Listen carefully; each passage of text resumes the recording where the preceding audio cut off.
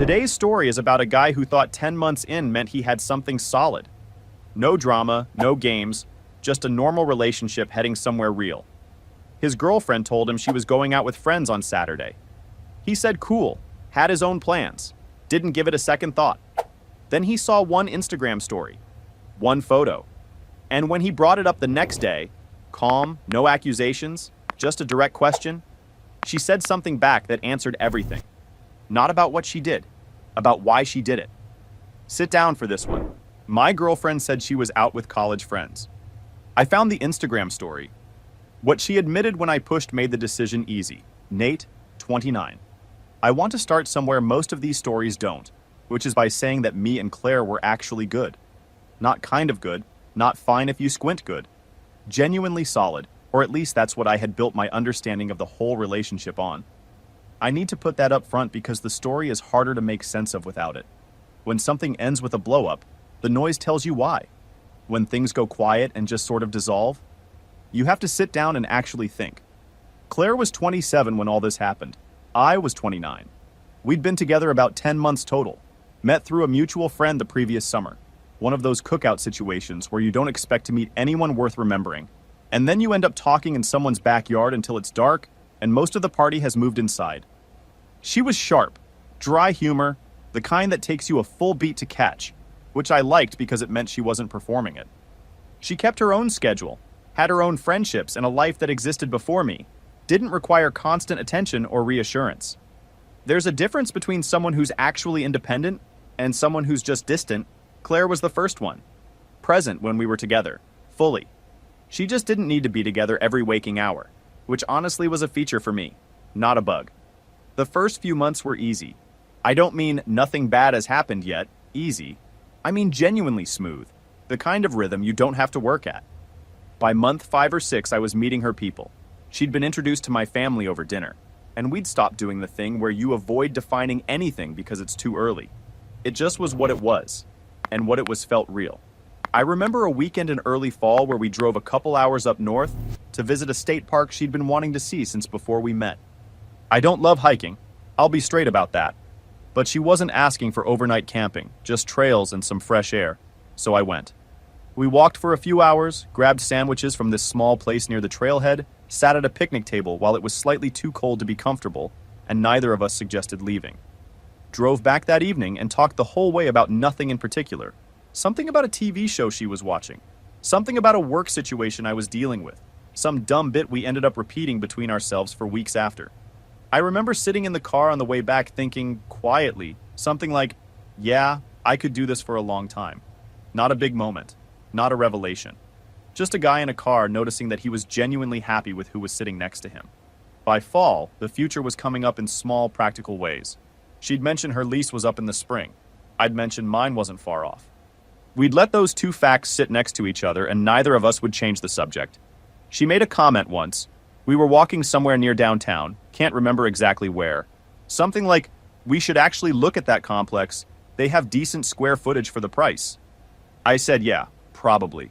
Not as a hypothetical, as something on a real list. I say all of that because I also want to be clear about who I am in a relationship. I've been cheated on once before, early 20s, and I made a conscious decision after that to not carry it forward into everything that came after. Took me a couple years to actually do it, but I did it. I'm not the guy who checks his girlfriend's phone, needs hourly location updates, or treats every male friend like a standing threat. I've been that guy briefly, in the immediate fallout of a bad situation, and it made me worse. Made the relationship worse, made everything worse. The jealous, controlling thing didn't work for me, and I had no interest in going back to it. So when Claire mentioned Kyle early on, I genuinely filed it away and moved on. Not because I was performing being unbothered by it, because I actually was. Past is past. She was with me now. That was the whole thing. I'm telling you all of this because I need you to understand that I was not walking into that Saturday, looking for a crack in anything. I wasn't carrying unresolved baggage from the cheating situation years back, wasn't running Claire through some internal audit, wasn't sitting around cataloging moments that felt slightly off. I was, by every reasonable measure, just a guy in a relationship that was going well, heading to his brother's place, not thinking about any of this. I wasn't monitoring her, wasn't carrying any unresolved suspicion. I was just a guy in a relationship he believed in, heading to his brother's to watch a game, not thinking about Claire's evening at all. She mentioned early in the afternoon that she was going out with some college friends, a group she'd talked about before, people she'd known for years, some from her first year of school. I didn't ask any follow-up questions because there was nothing to ask. She said she'd probably be back late, kissed me on the way out, and that was the end of the conversation. I got to my brother's around 6. We watched the game, ordered wings, stayed later than planned, because it actually turned into a good one. I drove home around 10:30, let myself in, made something to eat, leftover rice, little turkey from the deli earlier that week, nothing worth describing, and sat on the couch while something played on TV that I wasn't really watching. One of those late-night situations where you're not tired enough to sleep, but not awake enough to do anything real. I picked up my phone and started going through it. That's when I saw the post. One of Claire's college friends had put something up on her Instagram story from that night. Group photo, restaurant with low lighting, bunch of people grinning at the camera. The caption said, "Happy birthday, Kyle," with a string of exclamation points and a cake emoji. I stopped scrolling. I need to explain why that hit me the way it did. I knew about Kyle. Claire had mentioned him twice, maybe 3 times, early on the way people do when they're filling in their history. Here's who I was with. Here's how it ended. Here's where things stand. They dated for about 3 years, broke up around a year before her and I got together. She described it as mutual, said they were on okay terms but not really active or close. I'd taken that at face value and didn't bring it up again, because there was nothing to bring up. I'm genuinely not someone who treats a girlfriend's ex like a standing threat. Been in relationships where that jealousy took over and it didn't serve anyone. But here's what was sitting with me as I looked at that photo. She told me she was out with friends. Not that it was a birthday, not whose birthday, and definitely not that it was the birthday of the guy she dated seriously for 3 years. She was right there in the shot, right next to him. Was I instantly convinced something shady was going on? Honestly, no, I wasn't. I'm not built that way. But the omission was loud in a way that was hard to think past. There's a specific thing that happens in your brain when someone leaves out information they obviously had. You don't spiral to the worst conclusion right away, you just notice the shape of the gap. And the shape of this one was clear. She knew who Kyle was to her. She knew I knew who Kyle was. And she chose out with college friends over going to my ex's birthday. Those are 2 different sentences. Choosing one over the other is a decision. I sat there for a while after that. Not angry, not in a full overthink spiral, just sitting with this quiet awareness that something wasn't quite right. I thought about texting her, just a casual "Hey, how's the night?" and stopped myself because I wasn't sure what I was trying to confirm by doing that, and I didn't want to make a move until I'd actually thought. I went through a few different explanations in my head. Maybe she genuinely thought it wasn't a big deal, and it slipped her mind. Maybe she'd mentioned Kyle so briefly in our early conversations that she didn't realize I knew who he was. Maybe it just didn't occur to her that I'd want to know. But every time I worked through one of those, I kept coming back to the same thing. She knew. She knew who Kyle was, and she knew that I knew who Kyle was, and she made a choice about what to tell me. That's a different category from forgetting. I went to bed without texting her. Stayed with it overnight. Let myself actually process it before I said anything. Hold on. I'm pausing for the listeners. This is me, not Nate. Because someone's going to say it's just a birthday party. And look, maybe. But if Claire knew it was nothing, why did she say out with friends instead of Kyle's birthday, whole group? Just figured I'd mention it? She had that sentence. She chose a different one. That's not forgetting to mention something. That's Princess Plausible Deniability, issuing a selective press release about her Saturday plans. And here's the tell. She had already projected this exact conversation before she left. She knew it was coming and decided to gamble. We know this because she's about to say it out loud. She came over the next morning around noon. We grabbed coffee, walked around for a bit, normal Sunday stuff. She seemed relaxed and genuinely easy to be around, which, if I'm honest, almost made me let it go. It would have been simple to just absorb it, file it somewhere, tell myself I was overthinking a birthday party. Part of me wanted that. But I've been in situations before where I talked myself out of something that turned out to matter, and I wasn't going to do that again. I waited for a natural gap in the conversation and said, "Hey, were you at Kyle's birthday thing last night?" Flat tone. No setup, no, we need to talk. Just a direct question. She looked up and I could see her doing something behind her eyes for half a second. Then she said, "Yeah," and right on top of it.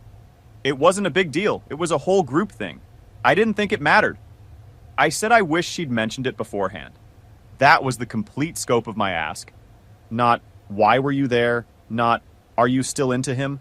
Not any of the stuff you'd actually say if you were being accusatory. Just, "I would have wanted to know, and you could have said something." That's it. She got defensive fast. Said I was making something out of nothing, that it wasn't like she was hiding it. Then she said I clearly didn't trust her, which is a specific pivot I want to name, because it's a recognizable move. When you're caught omitting something, a common response is to reframe the whole situation as the other person's trust issue. Suddenly, the problem isn't what she chose not to tell me. The problem is that I'm asking about it at all. That's a sleight of hand, and I wasn't going to follow it down that road. I let her finish and said, "I do trust you. This isn't about trust.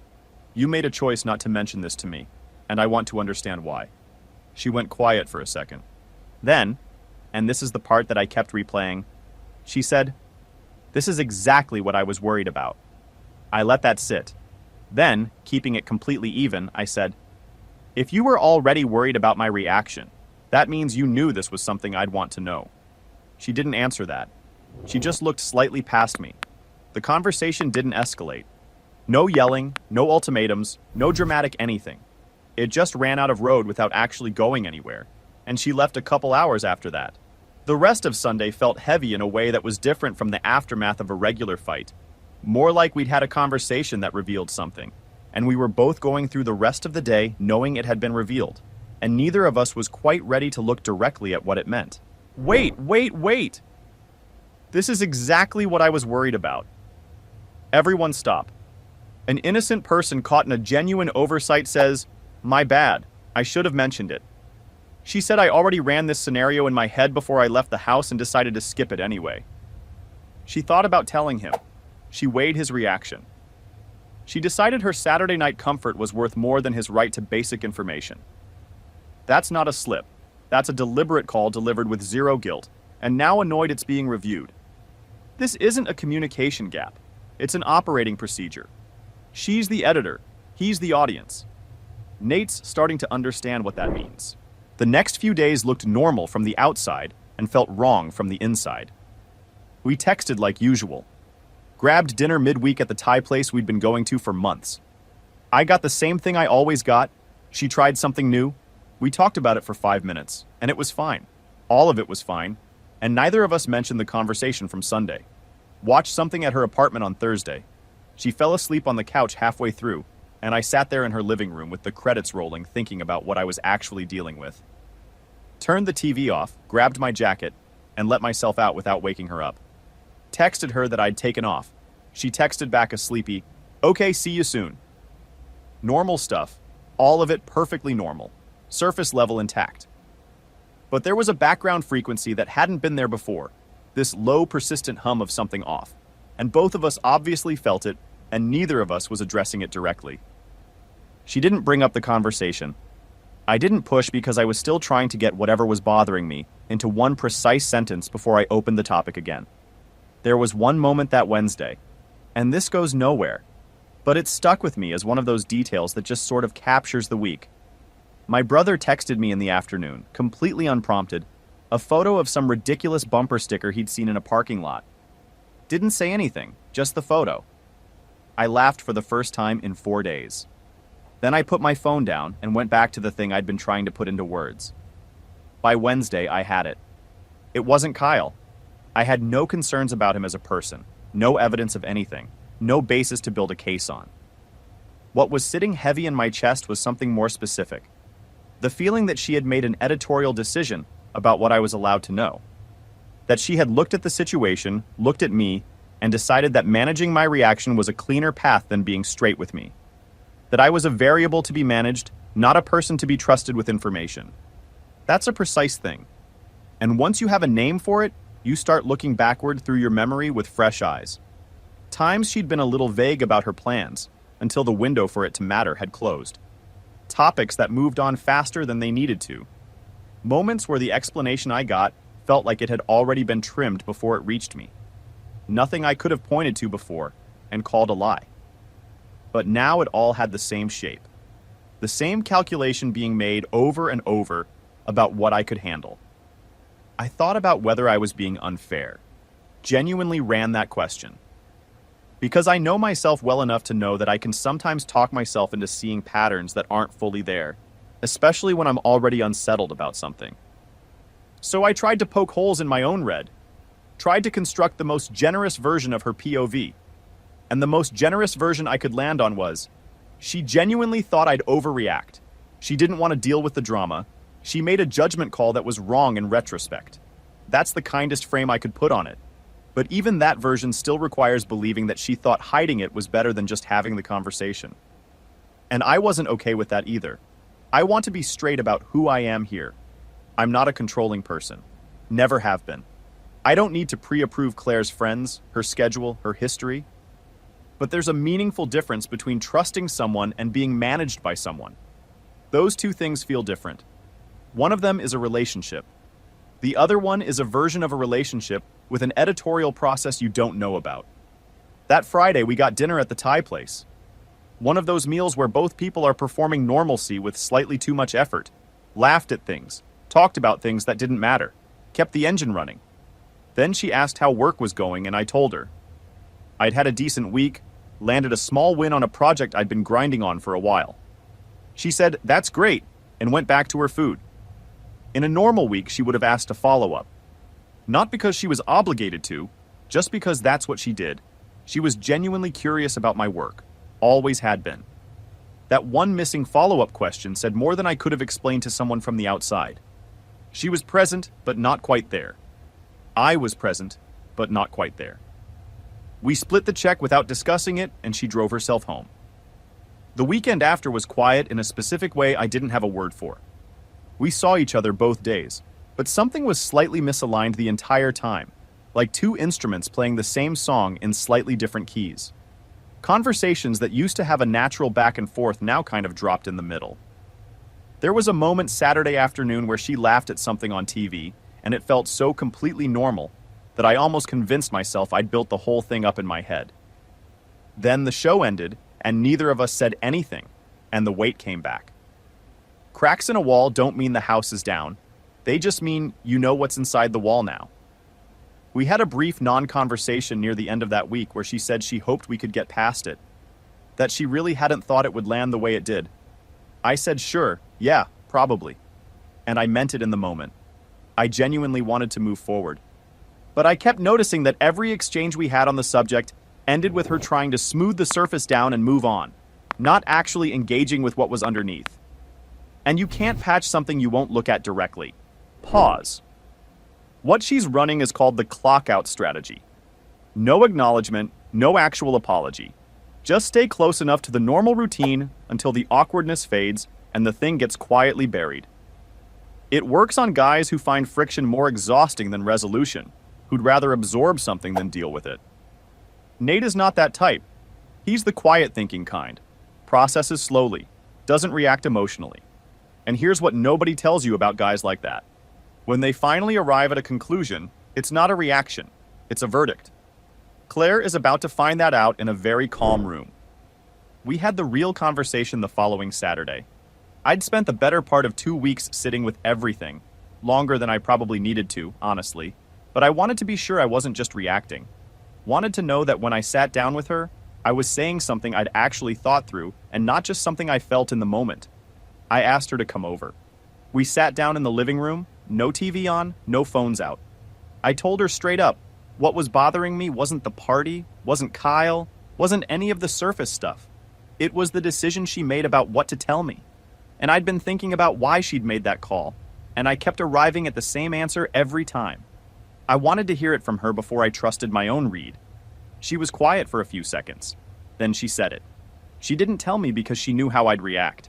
She said it matter-of-factly, like she was offering a practical explanation for a practical decision. Like I should have understood the logic behind it. And honestly, the delivery was the most revealing part of the whole thing. No guilt in it. No, I know that was wrong.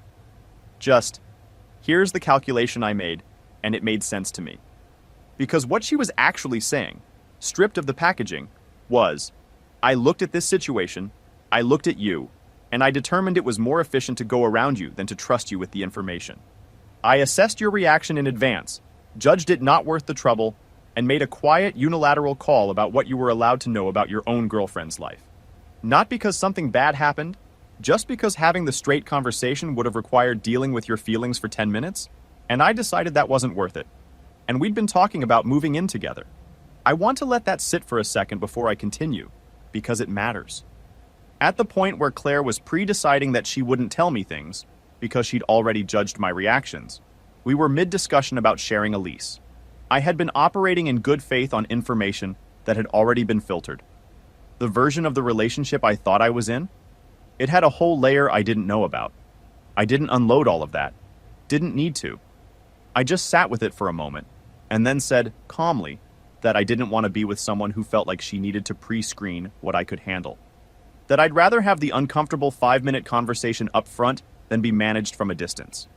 That if she'd texted me on Friday, "Hey, going to Kyle's birthday this weekend, whole group, just wanted you to know," it would have been completely fine.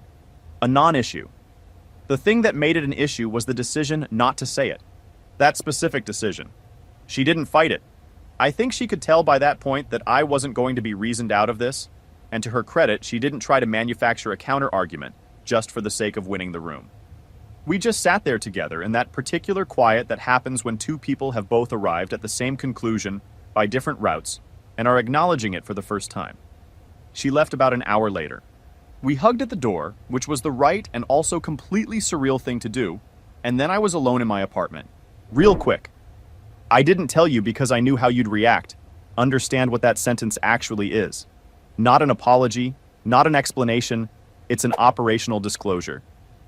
She's telling him she runs a pre-screening process on what she shares with him, that his reactions are a variable she manages around, that she's the editor and he's the audience who gets the approved version.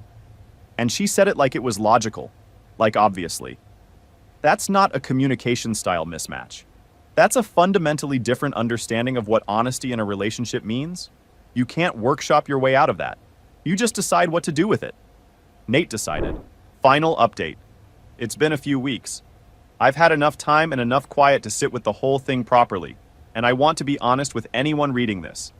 I've genuinely asked myself whether I overreacted. Not in a desperately seeking permission to feel bad way. Just honestly. It was a birthday party. She was there with a group. Nothing happened that I can point to. And there's probably somebody reading this thinking, I turned something small into something it didn't need to be.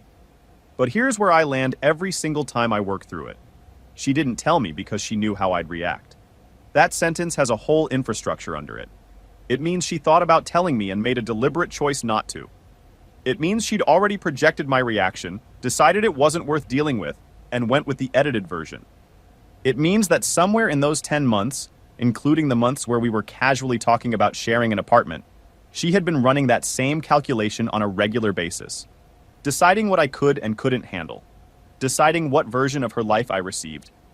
That is not the relationship I thought I was in. And once you see that, you start understanding smaller things differently. Not in a paranoid, everything was a lie kind of way. More like, you know how you can look at a room and think it looks clean, and then someone turns on a different light and you see all the dust you weren't seeing before? None of the dust is new. It was always there. You just didn't have the right angle until now.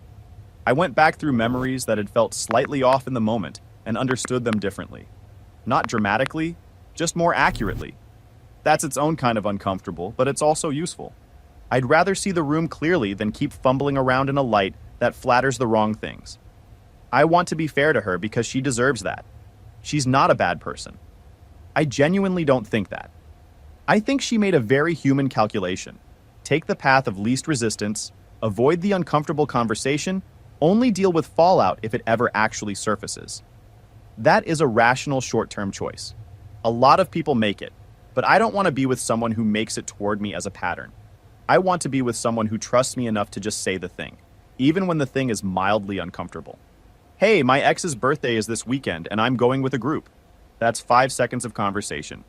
I would have said okay and had a normal rest of my night. The choice not to say it is the whole story. And here's what I've been sitting with since. That choice didn't happen in a vacuum. She made it confidently. She delivered the reasoning behind it without any guilt in her voice. That means this wasn't a one-time lapse in judgment. It was a practiced approach.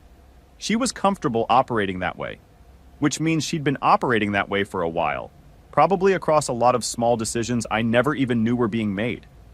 That's the part that's hard to shake. Not any specific thing she did, but the understanding that I was receiving an edited version of our relationship without knowing it. The breakup was quiet. No scene, nobody said anything cruel, nobody tried to win a final argument.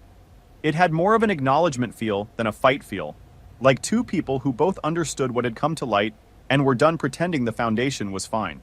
We sat there for a while after the main conversation was over, not really saying much. The room doing that specific thing rooms do when the decision has already been made, but nobody stood up yet. She asked if I was okay. I said I'd be all right. She picked up her bag, looked at me for a second, and then left. I closed the door.